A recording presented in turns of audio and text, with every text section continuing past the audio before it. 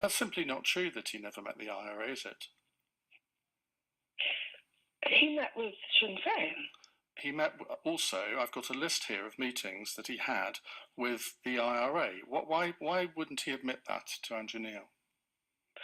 Because I think that his understanding is he met with them in their capacity as activists in Sinn Féin.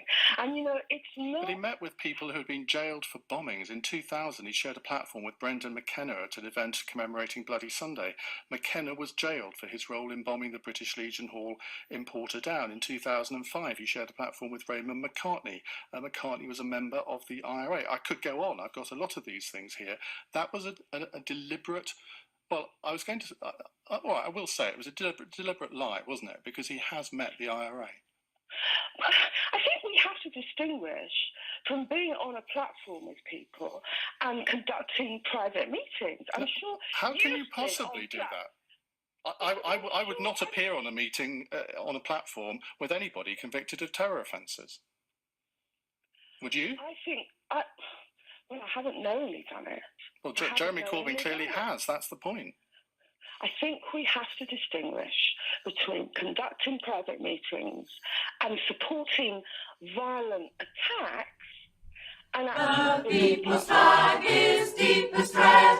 It's shrouded oft are marked to death, and their limbs grew stiff and cold. Their hearts blood dyed its every fold. Then raise the sky, let's hand it high. With shame will live or die, though cowards flinch and traitors sneer. We'll keep the red flag flying here. It waved above our infant heights when all ahead seemed dark as night. It witnessed many a deed and vow. We must not change its colour now. Then raise the sky, let's hand it high.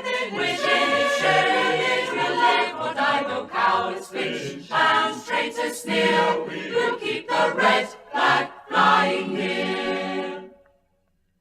It well recalls the triumphs past. It gives the hope of peace at last. The banner bright, the symbol plain of human right and human gain.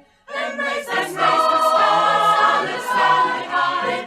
We shame will live or die, though cowards flinch and traitors sneer. We'll keep the red flag flying here.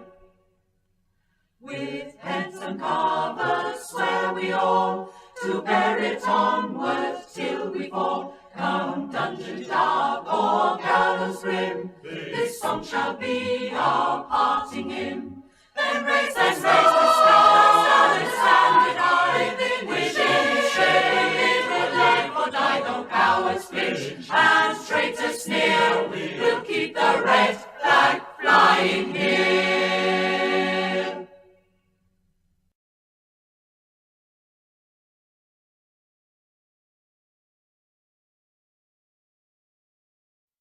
Thank you, Jeremy. The next caller, we've got loads of calls. Callers, Jeremy, is also from London, which I hugely welcome. It's Jim from Pimlico. Jim, what's your question or comment to Jeremy Corbyn? Yeah. Hello, Sadiqi. Hello, Jeremy. Hey, Jim.